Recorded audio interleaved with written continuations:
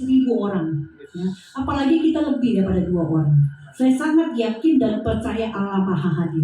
Amin. Ketika Yesus dipanggil, sungguh-sungguh kita menghormati hadiratnya. Di situ kuasa Tuhan bekerja. Katakan amin. Hari-hari ini Rayon pun memberikan temanya yang dia berikan tentang kesetiaan. Ya. Sekali lagi shalom buat kita semua. Shalom. Damai sejahtera Tuhan mengalir dalam nama Yesus. Amin. Baik, Bapak Ibu saudara kasih, saya akan bawakan tema yang diberikan dari Pak Yunus tadi pagi, ya. Saya mau bagi-bagi. Kenapa? Karena saya lihat hari-hari ini buah kesetiaan dari manusia itu mulai undur, ya toh, mulai undur. Maka kita diuji. Ya, kalau Pak Yunus dari gerejanya Pak Yunus itu memberikan tema dengan tema menang atas godaan yang dibuat sama Mbak Ratna, ya. Terima kasih. Menang atas godaan ketidaktaatan, ya. Berarti seberapa banyak kita hari-hari ini yang tidak taat, berarti kita kalah. Betul? Nah, ini yang diberikan sama Pak Yunus. Ternyata setiap gereja pun mengalami yang namanya bahkan pelayan, bahkan jemaat Tuhan tidak taat dengan firman Tuhan. Berarti dikatakan hari ini menang atas godaan ketidaktaatan. Berarti kita kalah atas ketidaktaatan, itu lawannya. Baik Bapak Ibu saudara kasih, kita boleh buka di Matius 4 ayat 1 sampai 11. Kita dengan cepat, saya cuma diberikan waktu beberapa menit saja, ya. Tidak mengurangi berkat Tuhan. Kita mau buka di Matius 4 ayat 1 sampai 11, ya. Boleh saya minta tolong Mas Ray yang bacakan. Sudah, dia lagi baca Alkitab. Ambil Alkitab. Beda. Oh, beda. Maka Yesus dibawa oleh Roh ke padang gurun untuk dicobai iblis. Dan setelah berpuasa 40 hari dan 40 malam, akhirnya laparnya Yesus. Lalu datanglah si pencobaan itu dan berkata kepadanya, "Jika engkau anak Allah, perintahkanlah supaya batu-batu ini menjadi roti." Tetapi Yesus menjawab, "Ada tertulis, manusia hidup bukan dari roti saja, tetapi dari setiap firman yang keluar dari mulut Allah." Kemudian iblis membawa ke kota suci dan mendapatkan dia bebungan bait Allah. Lalu berkata kepadanya, "Jika engkau anak Allah, jatuhkan dirimu ke bawah, sebab ada tertulis mengenai engkau ia akan memerintahkan malaikat-malaikatnya dan mereka akan menantang engkau di atas tangannya supaya kakimu jangan terjatuh kepada batu." Yesus berkata kepadanya, "Ada pula tertulis, janganlah engkau mencobai Tuhan Allahmu." Dan iblis membawanya pula ke atas gunung yang sangat tinggi dan memperlihatkan kepadanya semua kerajaan dunia dengan kemegahannya. Dan berkata kepadanya, "Semua itu kuberikan kepadamu, engkau sujud menyembahku." Maka berkatalah Yesus kepadanya, "Enyalah iblis, sebab ada tertulis, engkau harus menyembah Tuhan Allahmu dan hanya kepada Dia sajalah engkaulah berbakti." Lalu iblis meninggalkan dia dan lihatlah malaikat-malaikatnya datang melayani Yesus. Amin. Terima kasih Mas Ri, diberkatilah orang yang mendengarkan firman dan sabda Tuhan sore hari ini. Baik, ya, iblis menggoda Tuhan yang berkuasa, ya. Apalagi kita manusia, betul? Setiap apapun ada godaan. Males, hujan dikit nggak ke gereja, betul? Benar? Orang lebih rajin ke pesta. Ada makan, ada hura-hura, tapi itu kedagingan, betul? Kita mau belajar. Iblis selalu berusaha menggagalkan ketaatan, ya. Yang berusaha menggagalkan siapa? Kalau kita kuat, berarti kita tetap taat. Kalau kita nggak kuat, kita gagal ketaatan yang Tuhan mau. Ya, kita mau lihat apa aja sih hari ini yang membuat kita bisa gagal untuk kita menjadi taat kepada Tuhan. Betul? Pengertian Tuhan. Coba Tuhan sekarang. Bukan di sini aja. Ya, saya lihat di mana-mana gereja besar juga gitu. Karena kenapa? Banyak godaan. Godaan tempat besar, godaan laki-laki. Anak-anak muda datang cuma cari laki-laki. Saya lihat sendiri dengan mata saya kok. Ya, dengan mata saya sendiri. Datang ibadah, tapi buka handphone, ngecek yang hadir si A, yang hadir si B. Ini gua gini. Oh Tuhan, ternyata ini godaan iblis. Kalau kita nggak kuat, kalau roh kita nggak kuat, ya kita jatuh. Akhirnya apa yang dikatakan firman Tuhan, godaan untuk memuaskan kebutuhan fisik. Anak-anak muda rame kalau ada cowoknya. Anak-anak muda rame kalau ada ceweknya. Cewek cakep-cakep, pinter-pinter. Betul nggak? Betul. Benar kok, lihat deh di misalkan gereja mana. Itu banyak anak-anak mudanya. Karena banyak madu. Kalau nggak ada madunya, jarang. Betul? Benar nggak? Itu memang kenyataan, realita. Itu masih daging. Ya, itu godaan iblis. Kita lihat lagi, iblis dapat menggoda kita dengan keinginan daging.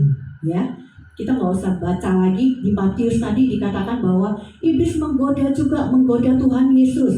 Kemudian di situ godaan untuk mencari kekuasaan.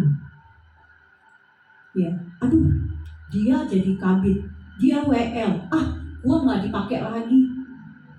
Godaan mulai timbul, konotasinya iri. Betul?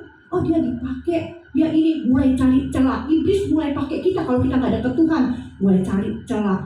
Mau jatuh ini gimana sih caranya? Bikin aja deh kelompok-kelompok gitu.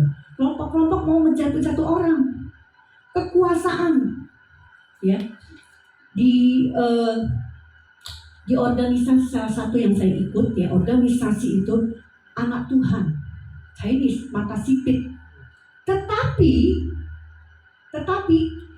dia bisa berbalik, ngikutin bukan salib, bawang putih. Kenapa? Karena dia punya akses untuk yang punya kesatuan satu, RI 1. Saya lihat banget.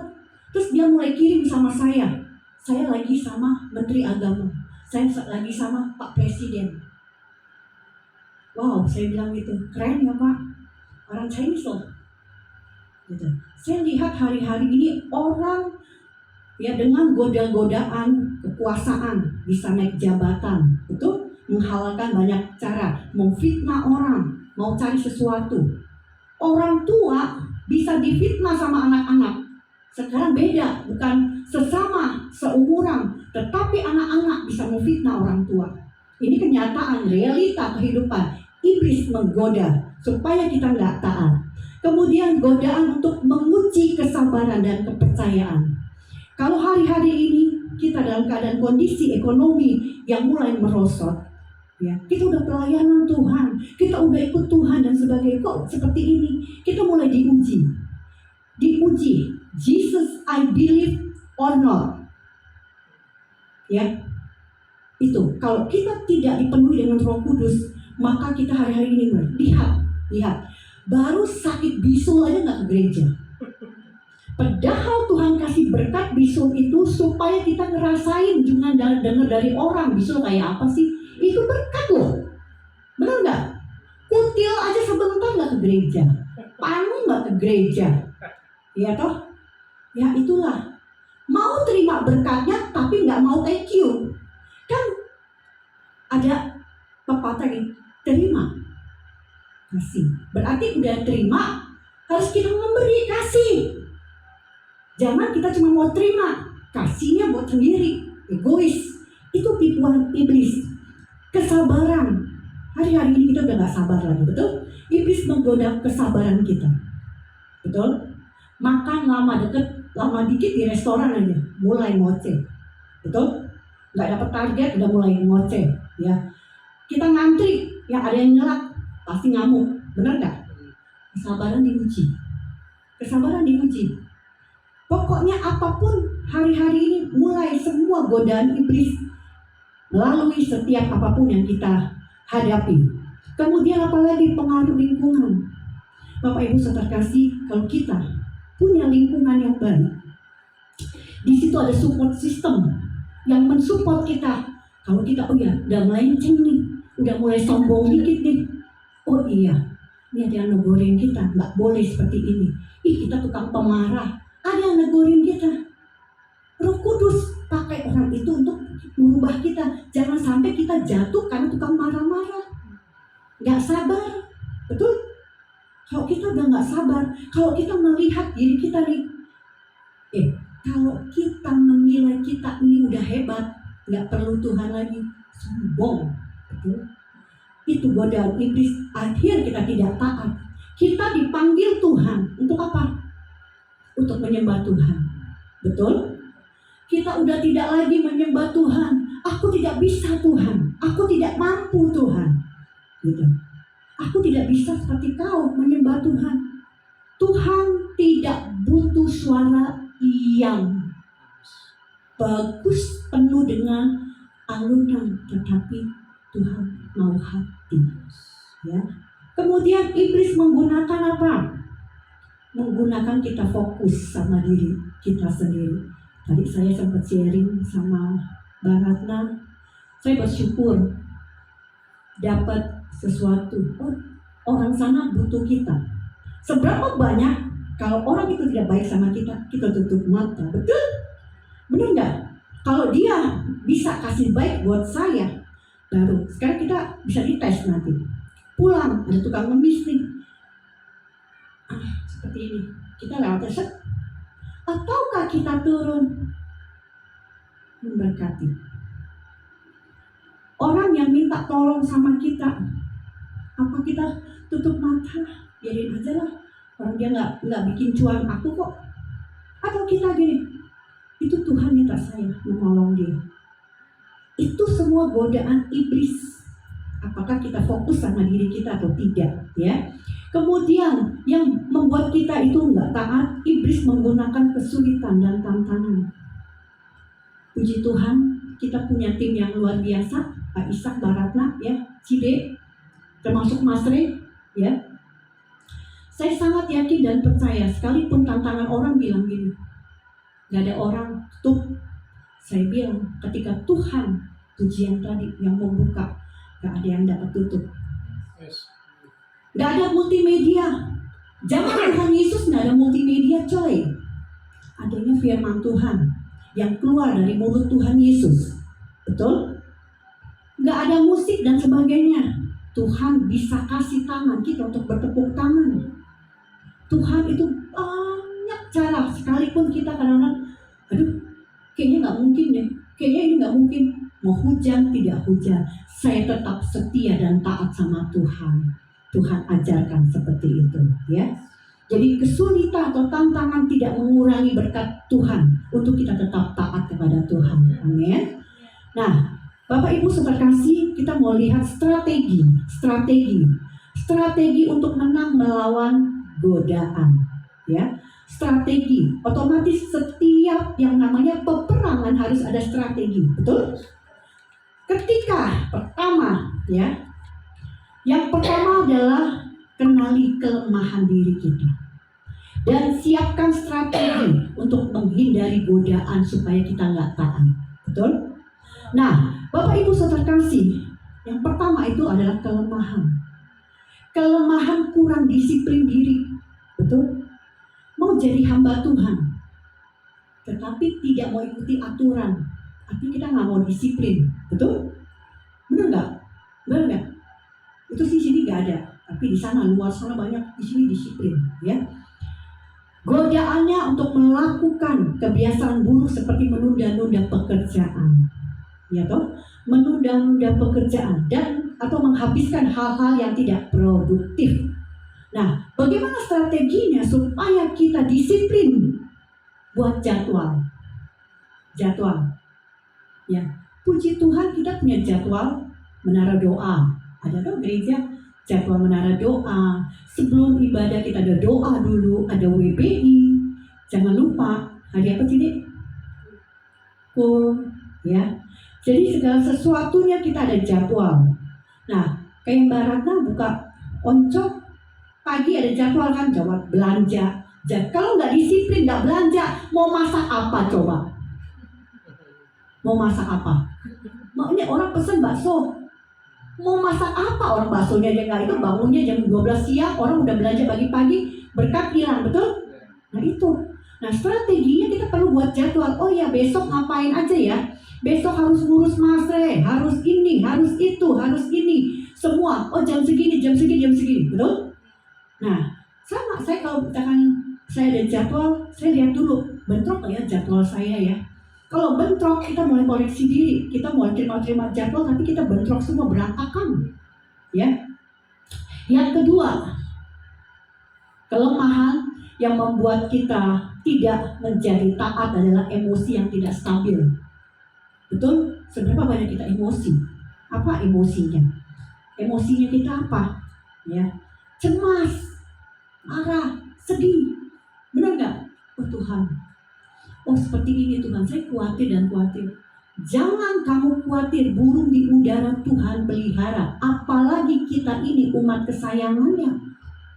Tuhan nggak mungkin kasih kita makan batu, ya, atau minum racun. Jadi Bapak Ibu Saudara kasih, emosi kita harus stabil. Stabilnya bagaimana? Apapun yang terjadi tetap mengucap syukur. Mengucap syukur dalam segala hal, karena itu yang diinginkan Tuhan. Ya, mengucap syukur dalam segala hal, bukan mengucap syukur dalam keadaan baik, tetapi sekalipun tidak baik, sekalipun gak enak, sekalipun disakiti, betul? Mengucap syukur. Kalau secara kedagingan jujur, kita juga punya namanya emosi, betul? Emosi jiwa.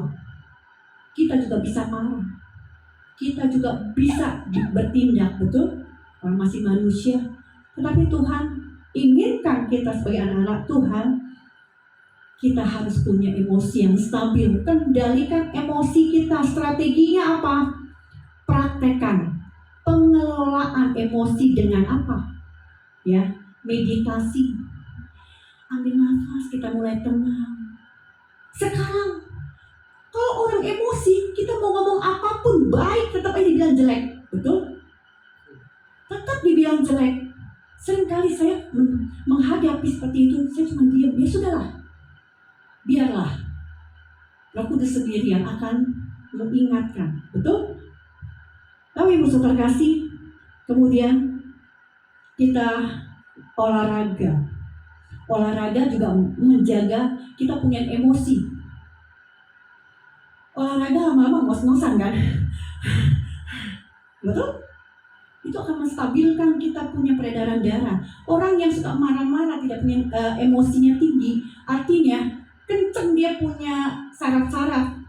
Jadi darahnya itu darah kental, tidak mengalir. Ya, jadi perlu olahraga.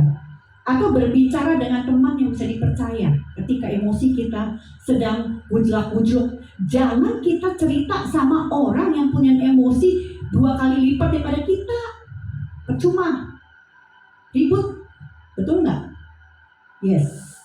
Nah, sekarang selanjutnya, ya, kelemahan kita ketika kita diperhadapkan dengan ketaatan adalah kurangnya mengendalikan diri dalam menggunakan teknologi. Betul? Hari-hari ini kita sendiri tidak bisa memanage tangan kita untuk terus kita pegang yang namanya media ya IG kah, ya TikTok dan sebagainya, betul nggak? Kita mulai cari-cari sesuatu, kita mulai komenin orang, nggak ada penguasaan diri, pengendalian media. Akhirnya orang tersinggung, ribut lagi, benar nggak? Itu membuat kita akhirnya jatuh, ya. Jadi bagaimana caranya? Strateginya batasi waktu penggunaan teknologi dan gunakan aplikasi yang membantu mengontrol waktu penggunaan media, betul? ke Baratna, Mas Rey, jam segini kamu boleh main. Di luar itu tidak boleh belajar. Itu bagus, pengontrolan emosi, pengendalian emosi untuk kita memakai media. Ya. Kemudian kelemahan yang berikutnya, kurangnya motivasi. Motivasi kita ini ngapain sih sebetulnya beribadah? Tahu nggak sih? Ada berapa orang cuma gini, gue Kristen KTP-nya, tapi dia tidak tahu hari Minggu datang ke gereja tuh ngapain. Buktinya kok bisa ngobrol.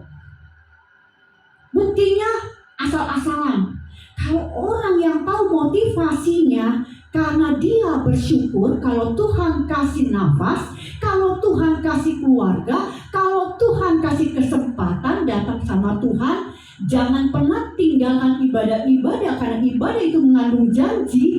Dia datang, dia mau sungguh-sungguh menyembah Tuhan. Thank you ya Tuhan. Thank you ya Tuhan. Nah setelah itu Tuhan mau apa sih? Bimbing aku seterusnya. Karena ingat, hari Minggu sesuai dengan penciptaan, Tuhan berhenti untuk menciptakan segala sesuatu, tetapi di situ Tuhan memberkati. Hari Minggu hari blessing Tuhan. Seberapa banyak orang yang tahu hari Minggu hari datang sama Tuhan, tetapi dia tidak tahu bersyukur dan datang dengan blessing Tuhan untuk diberkati Tuhan, masuk lagi. Bisa happy, bisa datang ke Tuhan. Ya, gue cuma KTP, gue Kristen ini kok malu sama tetangga, ketahuan gak ibadah. Itu yang membuat kita itu tidak bisa mengendalikan ketaatan kita, karena kita tidak tahu motivasi kita sebagai anak Tuhan. Ya, kita nggak tahu lagi bahwa kita ini siapa. Kalau kita ini anak, kita datang sama Bapak. Kita tahu Bapak akan menyediakan sesuatu buat kita. Amin. Selanjutnya, godaan materialistik. Ya, godaannya apa? Fokus sama harta. Fokusnya sama kekayaan, sehingga mengabaikan nilai-nilai spiritual. Bagaimana bisa terjadi? Tapi saya sempat ngomong, ini memang bukan suatu kebetulan, ya. Orang kaya, ya, jangan pikir orang kaya punya kasih. Orang kaya bisa mau cari kekayaan terus dan seterusnya, ya. Ingat, janda di Sarfat. Ingat, orang yang memberi dari kekurangannya. Di situ Tuhan memberkati. Dan damai sejahtera. Orang, kita jangan berpikir bahwa dia kaya, dia akan menjadi berkat. No. Kalau dia tidak dekat sama Tuhan, dia tidak penuh dengan Roh Kudus, tidak penuh dengan belas kasihan, mau apapun orang teriak tolong, dia tutup kuping. Fokusnya dia apa? Membangun kerajaan, kekayaan. Pulang ke sana, Tuhan panggil, nggak ada apa-apa kok. Kata Cide kan, selama masih hidup nikmati, jangan sampai udah mati orang lain yang nikmati. Betul Cide? Benar, itu saya senang banget. Betul. Tetapi jangan lupa, Bapak Ibu saudara terkasih, ya. Ketika kita mulai fokus dengan kekayaan, ya, kita menjadi raja mamon, ya. Uang, dikit-dikit uang, pelit minta ampun, gitu. Kalau orang punya belas kasihan, ya, orang belum makan, kita punya belas kasihan nggak? Ih, dia belum makan, gue nggak tega, gitu. Ada nggak itu? Bodoh amat, gua duluan, bodoh amat. Ini semua apapun fokusnya kekayaan buat dia, benar? Benar nggak kekayaan? Harusnya gua untung lebih besar, semuanya fokusnya cuma buat kekayaan, keuntungan, betul? Nah, bagaimana strateginya? Praktekkan gaya hidup sederhana, betul? Kalau kita mulai praktek hidup sederhana, mengucap syukur, jadi kita itu istilah kata tidak pernah berpikiran bahwa semua itu terus kurang. Saya pernah cerita nggak? Kalau Cidia mungkin udah tahu ya, Dina juga udah tahu ya. Baru kemarin lagi, Bu Ain bisa tolong saya nggak? Gitu. Saya jawab apa? Cidia tahu kan? Udah tahu. Jawabnya, saya bukan pengusaha dan tidak bekerja. Ya, saya hanya full timer untuk melayani Tuhan. Dia itu pengusaha yang istilah kata kalau kita lihat nggak pernah sepi usahanya. Wow, satu hari bisa berapa juta, ya kan? Kemudian Bapak Ibu Saudara kasih, ternyata sebelumnya dia tanya sama saya bilang nggak ada. Saya pernah coba ada di tangan saya nggak tega. Saya sampai bilang gini, kok kalau kasih gini nggak tega. Kalau saya ada di tangan saya nggak tega, ya kan? Tetapi saya butuh, saya harus mengemis juga kembali. Bisa nggak saya mau bayar listrik? Ya. Nah, singkat cerita, ternyata kesalahan itu adalah karena apa? Karena fokusnya kembali lagi ke kekayaan, kurang terus, akhirnya terlilit dengan judi online. 1,3 miliar, bukan sedikit. Hebat kan? Pertama dapat gotial 5 juta judi online, untung. Kemudian main lagi 10 juta, main lagi untung 25 juta. Selanjutnya rugi 100 juta, kemudian rugi lagi 300 juta, rugi akhirnya 1,3. Ya, jadi itulah. Coba kita hidup sederhana. Orang punya mobil Fortuner kurang, benar nggak?